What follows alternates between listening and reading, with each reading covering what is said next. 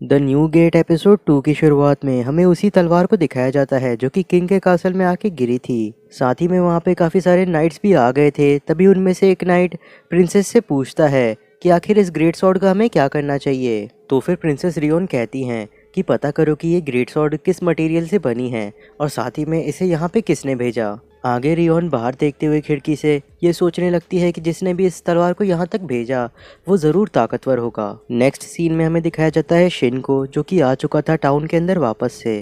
Town में आने पे शिन सबसे पहले ये देखता है कि वहाँ पे कुछ लोगों को काफ़ी ज़्यादा ही चोटें लगी हैं। तभी वहाँ पे खड़ा एक गार्ड शिन को बताता है कि इन लोगों के ऊपर स्कल फेस ने अटैक किया था।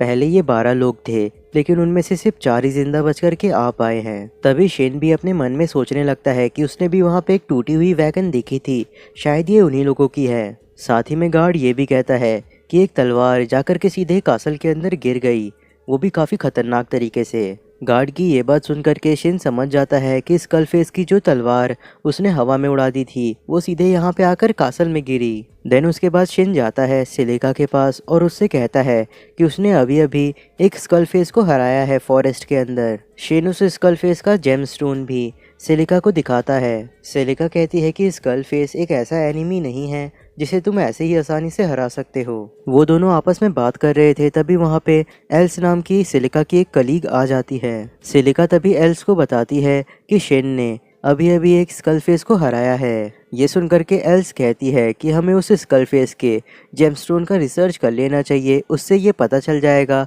कि वो स्कल फेस का है या नहीं। शिन तभी एल्स से पूछता है कि वो स्कल फेस आखिर नॉर्थर्न फॉरेस्ट में क्यों स्पॉन हुआ था। एल्स तभी बताती है क्योंकि वो स्कल फेस एक अनडेड मॉन्स्टर था और फॉरेस्ट में काफ़ी सारे लोग मरते रहते हैं, इसलिए अनडेड मॉन्स्टर का वहाँ पे स्पॉन होना कोई अलग बात नहीं है।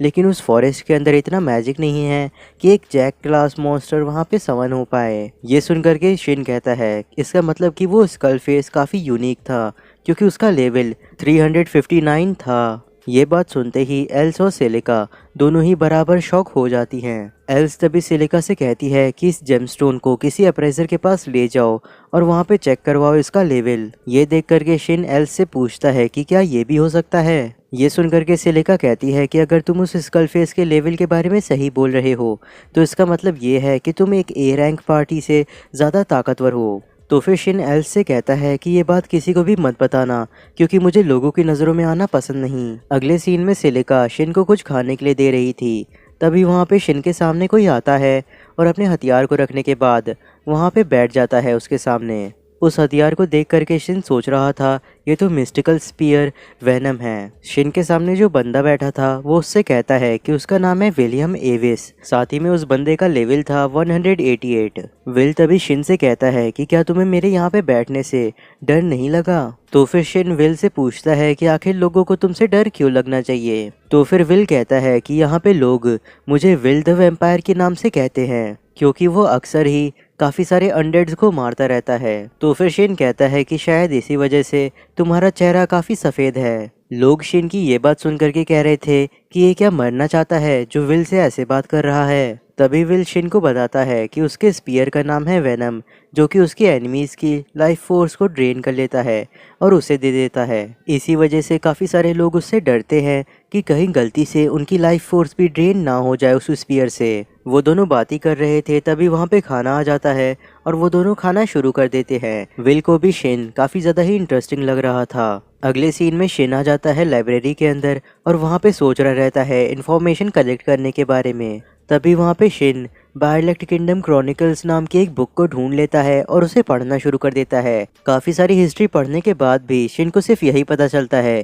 कि प्लेयर्स ने लॉग आउट किया और काफ़ी सारे लोग गायब हो गए, साथ ही में कुछ स्पीशीज़ के बारे में। काफ़ी समय इसी तरीके से बीतने से शिन थक भी जाता है। अगले सीन में हमें एडवेंचरर्स गिल्ड के गिल्ड मास्टर को दिखाया जाता है, जो कि बता रहे थे गिल्ड मेंबर्स को कि अभी थोड़े समय पहले ही एक स्कल फेस स्पॉन हुआ था नॉर्दर्न फॉरेस्ट में। गिल्ड मास्टर हाइम तभी आगे बताते हैं कि उन लोगों ने उस स्कल फेस का जेमस्टोन कलेक्ट कर लिया है। ये सुनकर के वहाँ पे बैठे एक एल्डर ये कहते हैं कि सच में उस जेमस्टोन का लेवल 359 था जैसा कि तुमने कहा था। तभी वहाँ पे बैठा एक नाइट कहता है कि अगर ऐसी बात है तो भले ही उस स्कल फेस का क्लास एक जैक क्लास था, लेकिन उसका लेवल एक किंग क्लास मॉन्स्टर के बराबर था। गिल्ड मास्टर तभी कहते हैं कि स्कल फेस रात को ज़्यादा एक्टिव होते हैं, तो हमें रात को ज़्यादा ख्याल रखना होगा, क्या पता एक से ज़्यादा स्कल फेस हों। तभी वो नाइट बताता है कि जिस दिन वो स्कल फेस मरा था उसी दिन एक तलवार सीधे कासल में आकर के किंग के बेडरूम में गिरी थी। तो फिर हाइम पूछता है कि आखिर वो तलवार किस तरीके की थी। तो फिर वो नाइट बताता है कि वो तलवार मागी स्टील और मिथ्रेल अलॉय से बनी थी, और साथ ही में उस तलवार की रैंक हमारे किंगडम की रॉयल ब्लेड के बराबर है। ये सुनकर के हाइम कहता है कि इसका मतलब तो ये है कि वो तलवार एक लेजेंडरी टियर स्वॉर्ड है। तभी वो नाइट कहता है कि हम उस इंसान को नहीं भूल सकते जिसने कि इतने ताकतवर मॉन्स्टर को हराया है। अगले सीन में हमें शिन को दिखाया जाता है जो कि खाते हुए सोच रहा था कि आगे उसे क्या करना चाहिए। तभी शिन देखता है कि एक छोटी सी बच्ची उसके खाने को ही घूर रही है दूर से। शिन को अजीब लग रहा था, इसीलिए वो उस लड़की से भी पूछता है कि क्या तुम्हें भी कुछ खाना है। तो वो लड़की तुरंत ही आकर के शिन के स्नैक्स को ले लेती है और खाना शुरू कर देती है। खाने के बाद वो लड़की कहती है कि उसका नाम है मिले और उसे काफी अच्छा लगा था शिन। तभी वहाँ पे मिले को लेने के लिए कोई आ जाता है।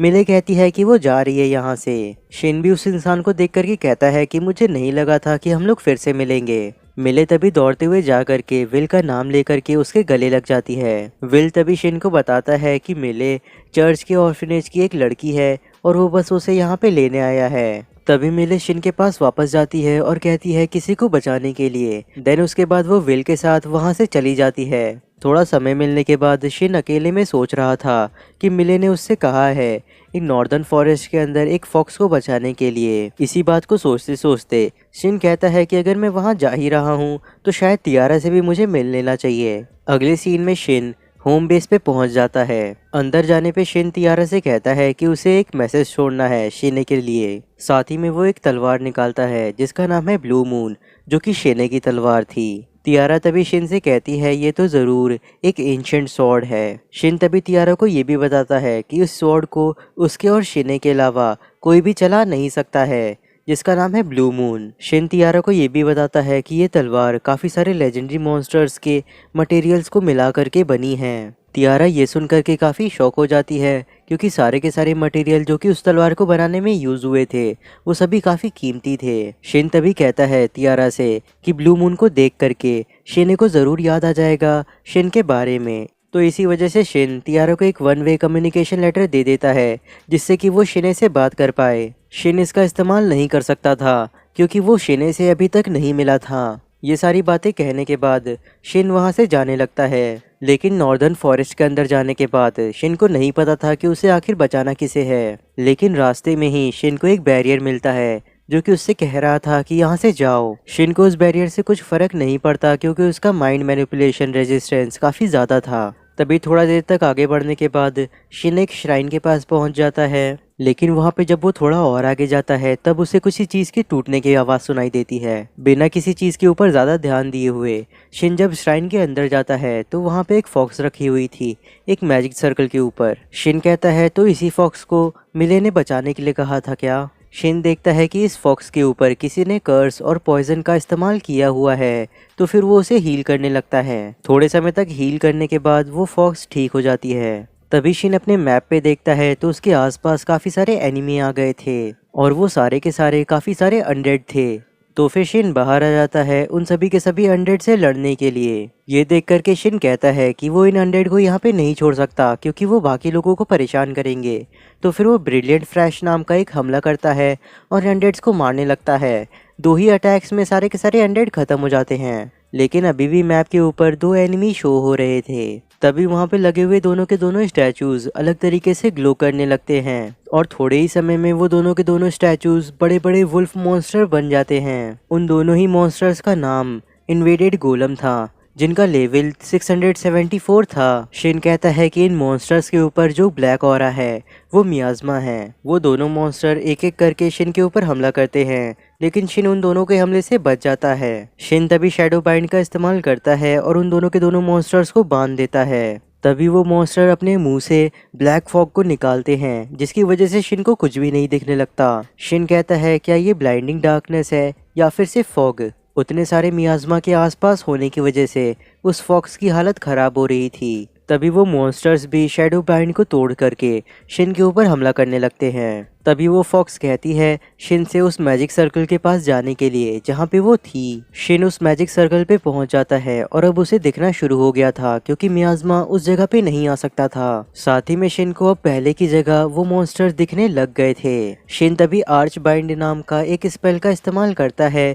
जिससे कि वो मॉन्स्टर्स पूरी तरीके से बंध जाते हैं। आखिर में Shin piercing thrust of devastation का इस्तेमाल करता है जिससे कि वो मॉन्स्टर्स पूरी तरीके से ख़त्म हो जाते हैं। उन मॉन्स्टर्स को हराने के बाद वो फॉक्स काफ़ी ज़्यादा खुश लग रहा था और शिन के ऊपर कूद जाता है। शिन तभी उसे पकड़ करके उसकी इन्फॉर्मेशन को चेक करता है।